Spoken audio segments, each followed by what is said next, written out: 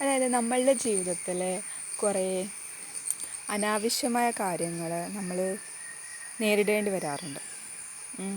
നമുക്ക് കുറേ ബുദ്ധിമുട്ടുണ്ടാക്കുന്നത് നമ്മളെ നശിപ്പിക്കുന്ന രീതിയിലുള്ള കാര്യങ്ങളുമായിട്ട് നമ്മൾ ഡീൽ ചെയ്യുന്ന ഭാഗം വരാറുണ്ട്. അപ്പോൾ പലപ്പോഴും അത്തരത്തിലുള്ള സാഹചര്യങ്ങൾ വരുമ്പം നമ്മൾ ആകെ ഡൗൺ ആയിപ്പോവും അല്ലേ? പക്ഷേ നമ്മളൊരു കാര്യം മനസ്സിലാക്കേണ്ടത്, ഇത്തരത്തിലുള്ള സാഹചര്യങ്ങൾ നമ്മൾ തന്നെ അട്രാക്റ്റ് ചെയ്യുന്നത്. നമ്മൾ എന്തൊക്കെയോ അനാവശ്യമായ താല്പര്യങ്ങൾക്ക് പ്രാധാന്യം കൊടുത്ത് ജീവിക്കുന്നതുകൊണ്ടാണ് അനാവശ്യമായ കാര്യങ്ങളും നമ്മളെ ജീവിതത്തിലേക്ക് വരുന്നത്. അവിടെ അനാവശ്യമായ താല്പര്യങ്ങൾ എന്ന് പറയുമ്പോൾ നമ്മളുടെ മനസ്സിനെ സ്വാധീനിക്കുന്ന കാര്യങ്ങൾ, മനസ്സിന് സുഖം തരുന്ന കാര്യങ്ങൾ, ഇതൊക്കെയാണ് അനാവശ്യ താല്പര്യങ്ങൾ. കാരണം എന്താണെന്ന് വെച്ച് കഴിഞ്ഞാൽ അവിടെ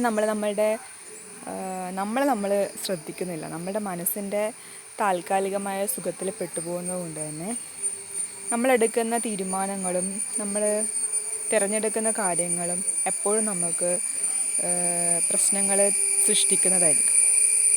അപ്പോൾ ഇവിടെ നമ്മളെപ്പോഴും നമ്മളുടെ നന്മയെ ശ്രദ്ധിക്കുക.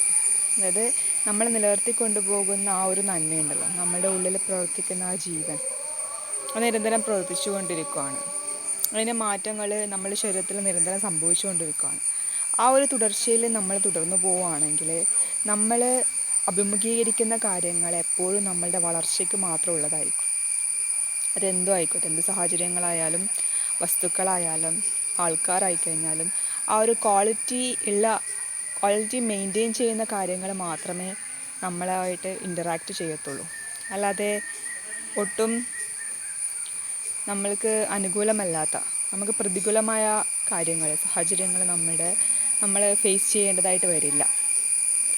അപ്പോൾ നമ്മുടെ മനസ്സിന് നമ്മളെ വിട്ടുകൊടുക്കാതെ നമ്മളുടെ നിയന്ത്രണത്തിൽ നമ്മളെ കൊണ്ടുവരണം. അതിന് നമ്മളെ നിയന്ത്രിക്കുന്ന ഒരു തലമുണ്ട്.